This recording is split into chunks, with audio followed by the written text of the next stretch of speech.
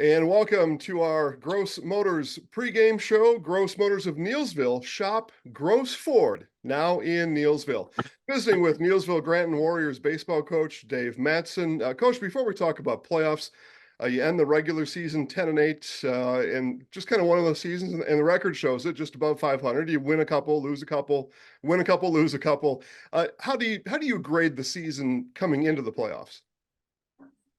Well, it's nice to be on the upper side of that 500 mark. It's a season where I think we, as a coaching staff, really felt that we had the potential to be even more successful than we did. But um, the season turned out the way it has, and we've got uh, we're at the postseason, and I think if we can meet our typical our typical marks, benchmarks, uh, I think we stand a good chance of being there. We've got plenty of pitching. It's a matter of do we do what we need to, out of the chute, and can we maintain that throughout the ball game? Five seed on Thursday as the playoffs began. You shut out Colfax. And of course, when you put a zero on the other side, it makes it real easy to win. But I know that the shutout isn't easy. Tell us about your team's performance against Colfax from Thursday night. Well, I think Andrew. Start with Andrew Hazer. Andrew pitched his best game so far this year. Um, he was able to. He had a rough start. 25 pitches in the first inning is almost twice what we're looking for on an inning by inning basis. But um, he did a great job after that point. The saving grace for him was the fifth and the sixth. The fifth inning, he threw four pitches and was out of it. And then in the sixth, he threw eight and was out of it. So it gave him an opportunity to be able to finish the ball game. And lots of times as we're cruising through a ball game, I'm keeping track of what the other team is doing, and not even really that um, aware of, holy smokes, he's got a shutout going, and he's only given up one hit, and we're like, oh wow. And you run that risk. All right, do you at what point do you make that switch? Do you make that player change? And if you do, who do you go to? And your biggest concern, especially as a high school coach, is, are they going to be able to come into the ball game on short notice and be able to lock in and do the job? So, Andrew did a great job for us. When our pitching is on track, typically defensively we're on track. And offensively, it becomes a whole lot easier to be on track. We didn't have a great game offensively. I mean, we only mustered 3 runs, but the thing about it was we shut them out. And it was interesting though, as the game was progressing, and it was 1-0. You could still hear they were in that ball game emotionally. And I kept telling the guys, I said, we need to gain some distance here between these guys. We need to knock them out here so that they don't believe that they're going to win this game, or that they can. And when we got 2 in the fourth inning, that really made a huge difference, because you could just hear it and see it in the way they played. And that was a big turning point for us. Offensively, we didn't set the world on fire. We Bryce Erickson has had a great season, and he had a big game for us. Going 2 for 3. Andrew Hazer was 1 for 3. Those two guys were really instrumental in getting those runs across. But quietly, Reese McDonald had a big game. I mean, he was 0 for 0, but he had 3 walks and he scored one time, and he was out there quietly having a really good night offensively. Um, After the game's done, folks probably planning on making a trip over to Boyceville. They're the 4 seed, you being the 5. That would be a regional semifinal at Boyceville on Tuesday. But lo and behold, here comes the 13 seed, McDonell Central. They upset Boyceville 12-8. What was the thought through the coaching staff that, wow, good, and now we get to have another home game? Yeah, it's always nice to be able to play at home. I had a funny feeling for the game. I brought down some baseballs for the game, and I brought an extra dozen with thinking maybe. Um, and then I got a call from one of the assistant coaches that says, "Hey," told me the news, and I was like, "Hey, this is great. This is great. We'd get a chance to play at home." But that just goes to show you how dangerous McDonell is, and you know they're a team that you can't take lightly. How do you and the coaches go about planning for a game like this? Not a team you see a whole lot, even though they aren't quite that far away. But what's the strategy to prepare in a somewhat of a short turnaround, especially with the holiday weekend in this baseball tournament format?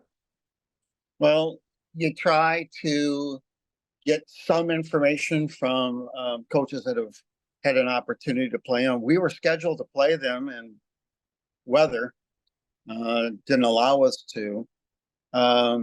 So we lost out on that opportunity to be able to play them head to head and see them for ourselves. But you try to get a little bit of information from other coaches and try to get an understanding of what their strengths are, what their weaknesses are, and you try to minimize the opportunities that those top players can, what they can do during the course of a ball game. I guess that's one way to think about baseball differently. Is it's not like basketball where every time you come down you get a possession and your best guy could shoot the ball. You only get your 3 or 4 ABs in a course of a ball game, and you kind of have to know what people's what their tendencies are. They like to pull the ball. They like to hit the ball the other way. What can we do as far as placing our guys?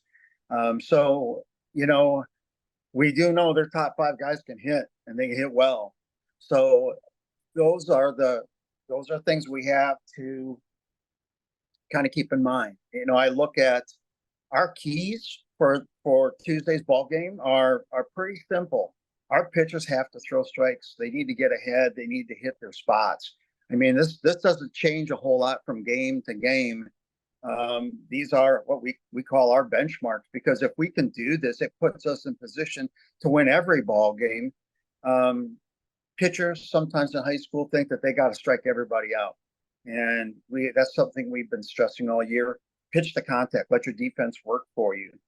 And then defensively, guys, you need to be present every single pitch, make those plays. We had one of our players this year, we had a guy that had a no-hitter going, and younger guy, and kind of naive as, to the game of baseball. He goes, "Hey, doesn't so-and-so have a no-hitter going?" Guess what happened? Gave up a base hit, actually gave up 2 that inning. And the pitcher comes off the field and he goes, "Somebody slap him."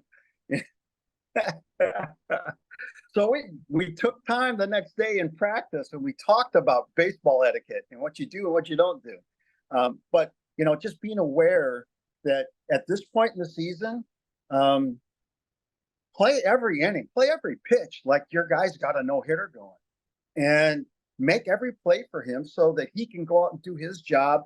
You do your job, and then we can do our job on the offensive side of things.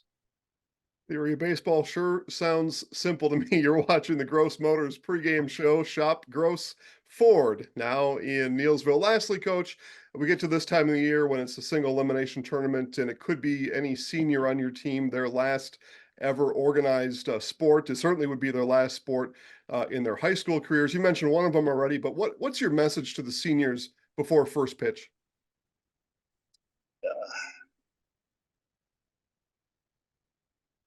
Enjoy that game. Enjoy every minute of it, every second of it, every pitch of it, and play like it's your last one, because you don't want to leave anything out there. Once that last out is recorded, you don't want to be the one sitting in the dugout with your head in your hands and wishing. You want to be in that position where, all right, who's next? It's important. We're fortunate that we have so many seniors, and typically you may do a little bit better than normal when you have those seniors, because they bring that experience. So enjoy every pitch on both sides of it, defensively and offensively, and give it your all.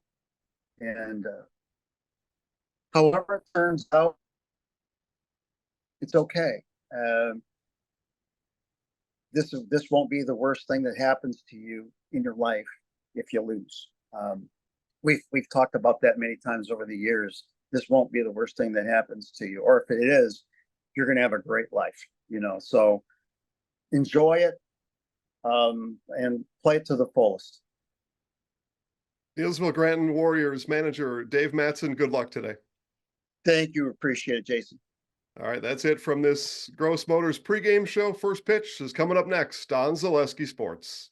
Have you heard the big news? Gross Motors in Neillsville has moved their Ford dealership over to the Neillsville team, creating the largest Chevy, Ford, Chrysler, Dodge, Jeep, and Ram dealership in central Wisconsin, all in one spot on Highway 10 in Neillsville. Today, you can buy a Ford F-150, Explorer, Edge, or Mustang in Neillsville. The wait is over. Ford is back in town. Check out the largest inventory in central Wisconsin at grossauto.com